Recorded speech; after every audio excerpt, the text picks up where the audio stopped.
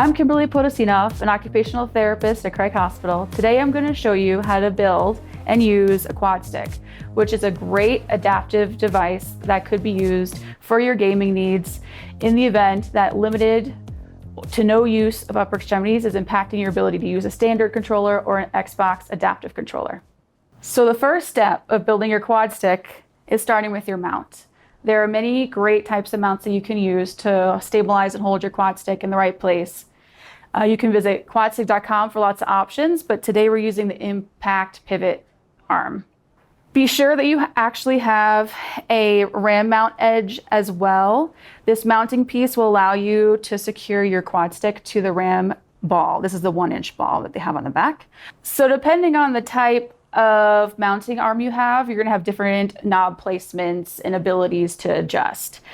With this one, we have this central knob is going to be your major mover. So you're going to do lefty-loosey, and then you can move and adjust. You have a smaller one right here for further adaptability and adjustments as needed. And then with this one, you have the extra knob for pivoting, which you can use to swing it out of the way. That way you can pull up to the table for optimal positioning and then swing it right back. So now that this is all nice in place and stabilized, your final steps, making sure that you're gonna adjust and take into consideration head and neck alignment. Make sure you're abiding by your good body mechanics, ergonomics, and functional needs too for your gaming.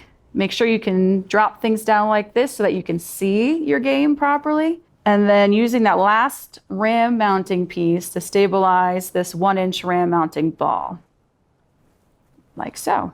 Now you're ready to start plugging in your Quadstick and getting your mouthpiece set.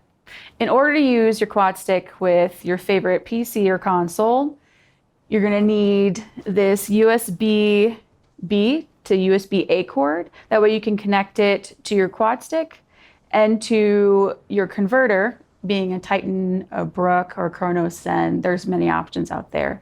So then you can then use it with those different consoles. I'm going to plug that in. It's now time to move on to your lip button and your mouthpiece. So your mouthpiece and your lip button can both be adjusted by these two knobs here. That way you can have the optimal position based on your face shape and how you want your lips to rest, but then also your chin and lip button to be pressed. You can do that by doing, again, left loose and moving that chin button back and forth, lip button, and then the same as well for this one. These 3 different holes allow you to have different inputs for example, different controller keys such as X, Y, A, B, left trigger, right trigger. So one of the most important things about the mouthpiece and getting it in the right spot is where the tubes go. So on here, we actually have additional filters because we're a hospital and we exchange pieces a lot. So we want to keep this guy nice and clean. If you're at home, you don't need to worry about the filter. You can just do the connector piece and direct plug in to the side. So as you see here, you got your alignments for your left input hole and your center input hole. Your left input hole is going to go in the back. Your center input hole is going to go towards the front. You're also going to have your profile changer tube. We have a custom one at Craig, and we also like to do a lot of 3D printing, but the one that comes in your kit works just fine.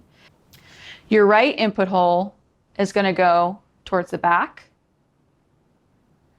And then your profile changer input is going to go towards the front.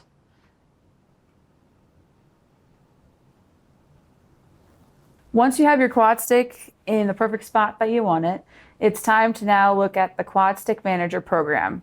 This is going to be a Windows-based program. It's not going to be Mac compatible. So when you invest in a Quadstick, it's important to make sure you have a PC that you can do your software adjustments on. The biggest adjustments you're going to be doing are going to be personalizing your profiles. So with this, each one of these lights is going to be a different profile you can have for a different gaming set. With these gaming sets and profiles, you can remap what buttons and which one of these input holes mean what in relation to your console or your PC gaming. So ABXY or WSE, whatever you need. So once you open up your software, there's going to be multiple tabs up on the top. I won't go into too much depth on these tabs. You can consult the user manual or the many forums to get more information on this. Under the Games File tab, you have this central box here called Game Profiles. These are going to be a whole bunch of pre-existing, pre-made profiles for your button inputs and outputs.